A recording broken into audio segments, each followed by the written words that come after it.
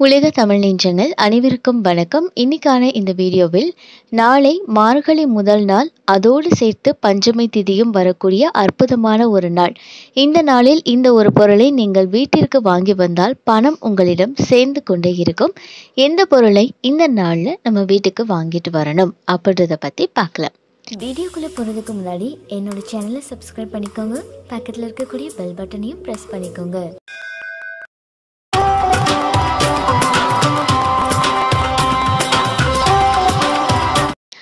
மாதங்கள் அப்படின்றது 12 மாதங்கள். அதில் இந்த மார்கழி மாதம் அப்படின்னு சொல்கிறது தனுர் மாதம் அப்படின்னு சொல்லுவாங்க. தட்சிணாய காலம் மார்கழியோடு முடிவடையும். இந்த இது பார்த்திங்கன்னா சூரியனுடைய தெற்கு இயக்கம் முடிவடையக்கூடிய ஒரு நாள். இந்த நேரத்தில் சூரியனுடைய கதிர்வீச்சு பல பிரச்சனைகளை தரும்.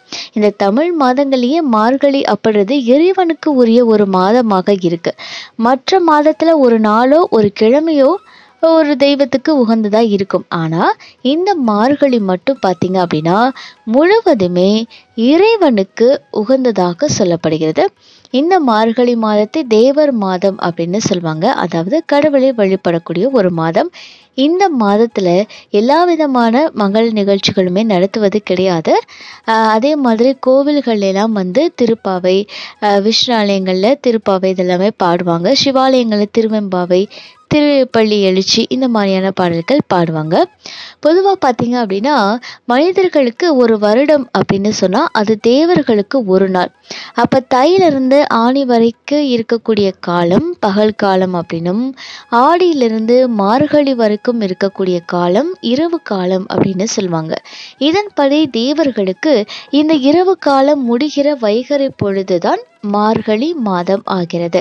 அதாவது மார்கழி மாதம் அப்படின்றது தேவர்களுக்கு பார்த்தீங்கன்னா அதிகாலை 4:30 மணிலேருந்து 6 மணி வரைக்கும் இருக்கக்கூடிய இந்த 2 மணி நேரம் பார்த்தீங்க அப்படின்னா சூரிய உதயத்துக்கு முன்பான இந்த பிரம்ம முகூர்த்தம் அப்படின்னு சொல்லுவோம் பார்த்தீங்கன்னா, இதுதான் உகந்த காலமாக சொல்லப்படுகிறது.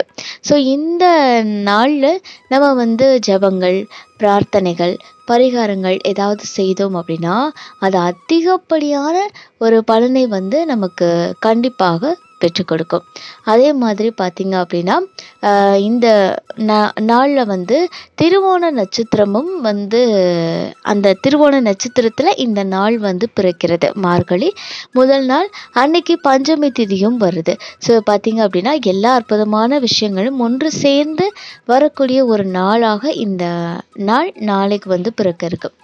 ஸோ இந்த முக்கியமான நாளில் நம்மளுடைய பண பிரச்சனைகள் தீர்வதற்கு, நம்மளுடைய கஷ்டங்கள் விலகுவதற்கு, கடன் தீர்வதற்கு இந்த பொருட்களில் ஏதாவது ஒன்றை நம்ம வீட்டுக்கு வாங்கிட்டு வருவது அப்படின்றது ரொம்ப நல்லது. எல்லாமே வாங்க முடியும் அப்படின்னா தாராளமாக வாங்கலாம். அதே மாதிரி நான் முன்னாடி சொன்ன மாதிரி சூரியனுக்கும் உகந்த ஒரு நாளாக இருக்குது அப்படின்றதுனால சூரிய ஹோரைன்னு சொல்லக்கூடிய நேரத்தில் நம்ம இந்த பொருட்கள் வாங்கிட்டு வருவது அப்படின்றது ரொம்ப நல்லது. நாளைக்கு புதன்கிழமை சூரிய ஹோரை காலையில் 6 to 7, மதியம் 1 to 2, இரவு 8 to 9 இந்த நேரங்கள் தான். ஸோ இதில் நம்ம வாங்கிட்டு வர வேண்டியது என்ன அப்படின்னு பார்த்தீங்க அப்படின்னா, முதலாவதாக மாதுளை பழங்கள் வாங்கிட்டு வரலாம்.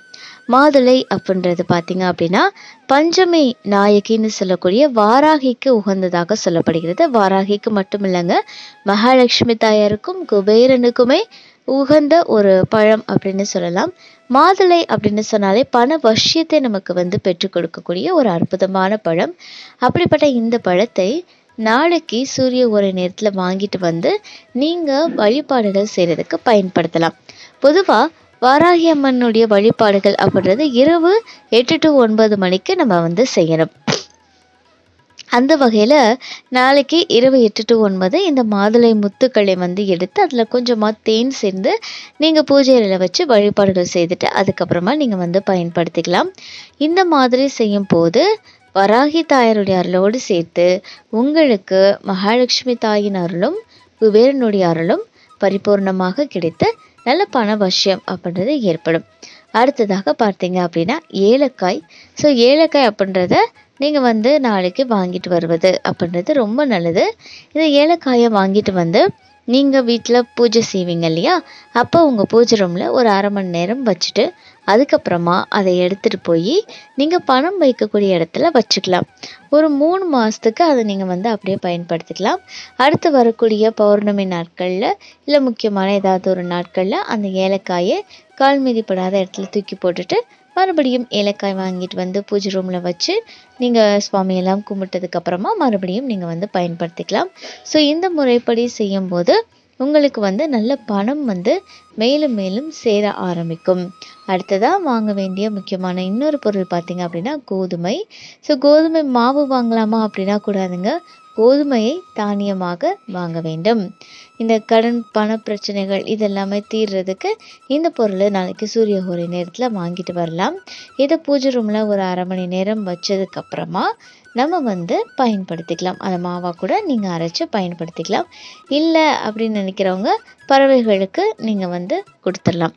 முக்கியமாக நாளைக்கு கோதுமை தவிட வாங்கிட்டு வந்து பசுமாட்டுக்கு கூட நீங்கள் தானமாக கொடுத்தீங்க அப்படின்னா அதுவுமே மிகப்பெரிய ஒரு புண்ணியத்தை வந்து பெற்றுக் கொடுக்கும். ஸோ நாளைக்கு பார்த்தீங்க அப்படின்னா பெருமாளுக்கு உகந்த திருவோண நட்சத்திரத்தில் இந்த மார்கழி முதல் நாள் அப்படின்றது பிறக்குது. அதோட பஞ்சமி திதியும் இருக்குது, சூரியனுக்கு உகந்த நாளாகவும் இருக்குது. ஸோ இந்த 3 அற்புதமான நாட்கள் ஒன்றாக சேரக்கூடியதில் நீங்கள் இந்த மாதிரியாக பொருட்கள் வாங்கிட்டு வருவது, வீடுகளில் வழிபாடுகள் செய்வது அப்படின்றது நிச்சயமாக நல்ல ஒரு பலனை உங்களுக்கு கொடுக்கும். இந்த தகவல் உங்களுக்கு பயனுள்ளதாக இருக்குது அப்படின்னா மறக்காம உங்கள் நண்பர்கள் கூட பகிர்ந்துக்கோங்க. மேலும் இது போன்ற ஆன்மீக தகவல்களுக்கு என்னுடைய சேனலை நீங்கள் சப்ஸ்கிரைப் பண்ணிவிட்டு பக்கத்தில் இருக்கக்கூடிய பெல் ஐக்கானையும் ப்ரெஸ் பண்ணிக்கோங்க. நன்றி.